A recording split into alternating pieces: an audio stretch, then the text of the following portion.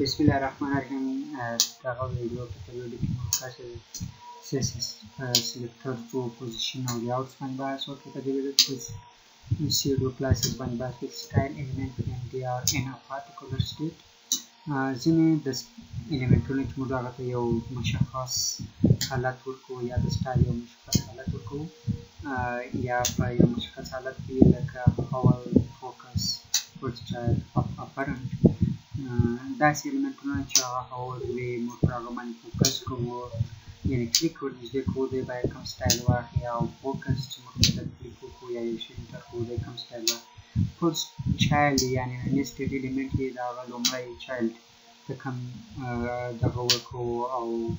د هغه فرنټ لومړي چایلډ ته کوم ډیزاین ورکوو چې هغه hover, focus او full چایلډ دی. که وګورو colon hover دا یو pseudo-class دی، colon focus یې another classes دی pseudo-classes، او colon first child another pseudo-classes دی، او که double colon او یو element یا particular hover موږ تاسې وګورو هغه بیا هم pseudo elements موږ ته وایي چې په ویډیو په پریکټیکل ډول به موږ تاسې هم وګورو. اوس راسو موږ تاسې لومړی د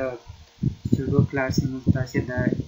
images په نامه یو کلاس لرو. په images کې li لرو. په li کې دننه موږ تاسې خپله ټاب لرو،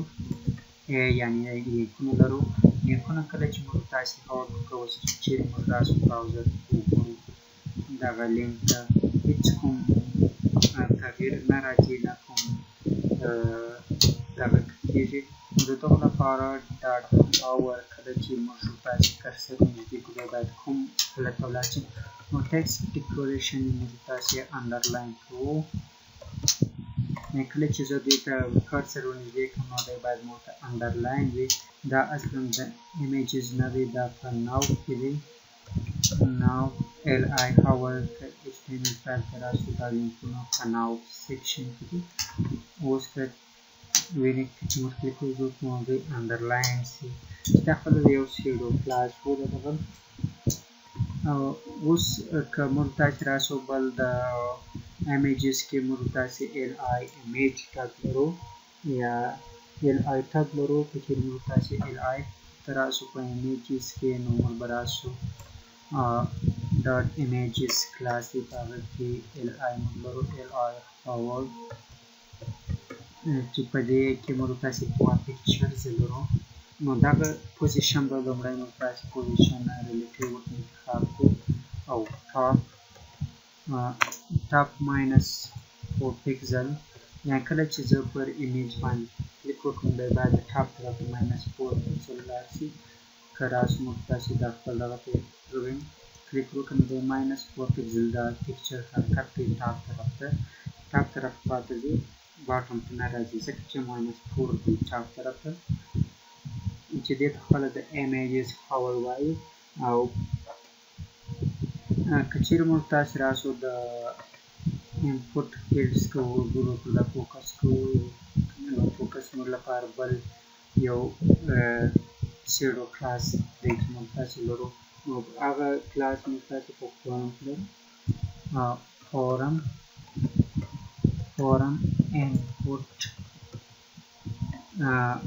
input focus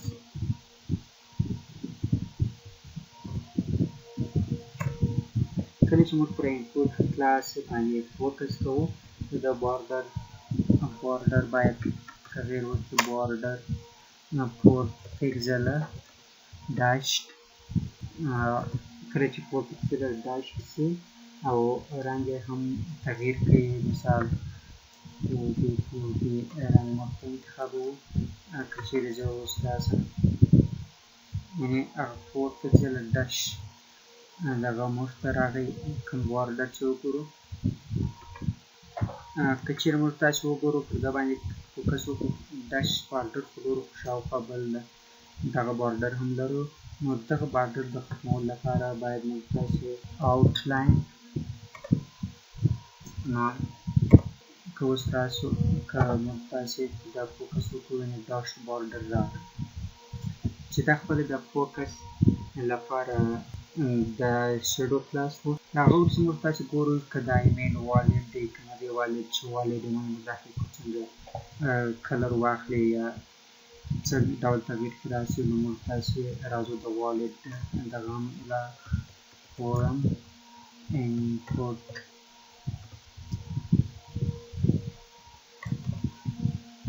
wallet border 4 pixel data solid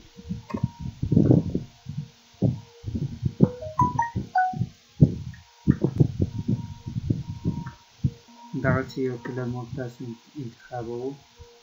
اوس دا یو والد ایمیل ادرس دی که زه دغه ډاټ چې خراب کړم فلات کړی انوالد دی ځکه هېڅ تغییر رانغی که چیرې زه دا مکمل خراب کړم پر دا یې فوکس نشته که چیرې پر دا فوکس وکړو نو ډاش فولډر راځي که موږ تاسې یو والد ایمیل داخل کړو نو دا ګرین بارډر ورته جوړ شو چې دا خپله وه د سیوډو کلاسونه وه چې والد فوکس او پاور موږ تاسې کار کړه پاور کلاسز اوس به موږ تاسې راسو په فرسټ چایلډ الیمنټ باندې موږ کار وکړو د فرسټ چایلډ سیوډو کلاس په کار وکړو که موږ تاسې وګورو په ناو ال آی فرسټ چایلډ که وګورو په ناو ال آی کې دغه فرسټ چایلډ موږ دغه الیمنټس لرو دا فرسټ الیمنټ دغه دی نو راځو په دغه کې موږ تاسې ځکه په سی اس کې یو خپل ډیزاین وکړو بارډر والد که چیرې موږ تاسې اوس راسو وګورو نو دغه فرسټ الیمنټ او د بارډر لري چې دغه د فرسټ چایلډ سیوډو کلاس وایي هغه وروسته موږ تاسې خپله یو دا فرسټ کلاس وو سیوډو کلاس وو فرسټ چایلډ سیوډو کلاس وو موږ تاسې بیا سیوډو الیمنټس هم لرو مثال زه غواړم که وګورو موږ دلته یو پاراګرافس لرو غواړم دغه اول لاین د پاراګرافس چې دی دا یو څه سایز غټ وي او بولډ وي نو راځو د دې لپاره موږ تاسې د خپله په دغه کې آرټیکل پاراګراف ټاک موږ تاسې لرو آرټیکل پیډ ډبل کولن چې دا د دغه لپاره موږ استعمالوو فرسټ لاین فونټ ویډت یې باید بولډ او فونټ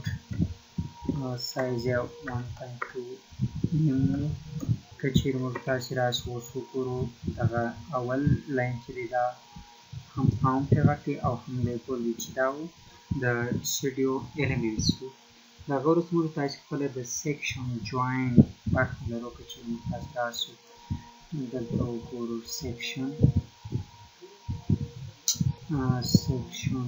د جوین کلاس لرو او په هغه کې موږ تاسې یو پاراګرافس لرو نو دغه څنګه سټایل ورکولی شو نو بېرته راځو دغه لومړی سیکشن dot join double colon first letter دلته موږ تاسې first letter دلته هغه لومړی خط موږ دغه کړو نو font edit چې bold او همداسې هغه اندازه یې font size font size 1.2 and the front font size چې دی هغه 1.3 کې څرګېږي او هغه اندازه اوس چیرې موږ تاسې راسو وګورو دغه دغه جوین حرف چې دی دغه غټ شو موږ پاراګراف ټک انتخابوو ډاټ کلاس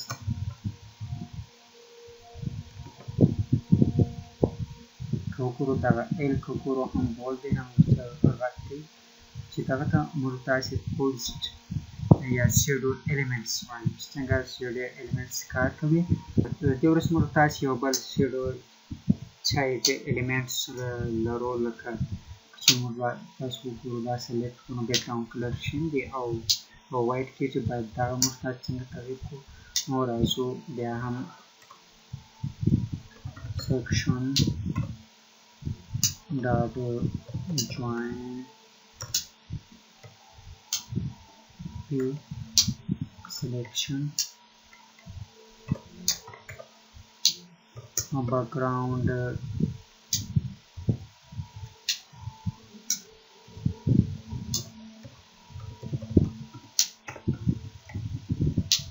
background color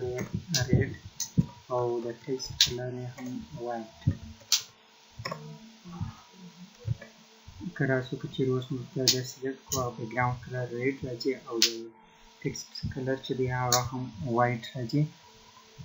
چیرې غواړو چې دا په مکملو پاراګراف باندې اپلای شي دا کوډ نو راځو دغه selection join راپو pick double colon selection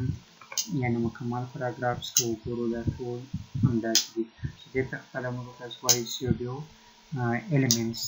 او هغه مخکې چې مو وویل power وه focus وو valid وو post child وو هغه pseudo classes وو که چیرې تاسو دا ویب سایټ مو تاسو وګورئ w3 school کې وګورو نور د pseudo elements کوم تاسو after think insert some things after the content of each elements یعنی د یو پاراګراف وروسته موږ تاسو کوم کنټینټ اډ کولی شو چې دا after before post later post lines دا موږ تاسو وکاروو اوس به راسو after به وکاروو نو دلته به pseudo element after content dot یعنی درې ډاټه موږ تاسو یې کارولی شو که اوس موږ تاسو راسو دغه ته که وګورو دغه درې ډاټه د هر پاراګراف وروسته که موږ تاسو وګورو درې ډاټه دغه دي دلته اډ شوي دي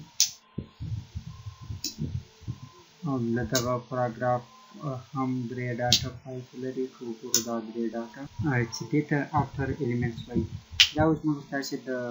join classes یا د pseudo classes وو او pseudo elements وو په روانه ویډیو کې به د خیر موږ تاسو د میډیا کیوري چې څنګه دا زموږ تاسو ویب سایټ ریسپانسیو جوړ کړو میډیا کیوري باندې به بحث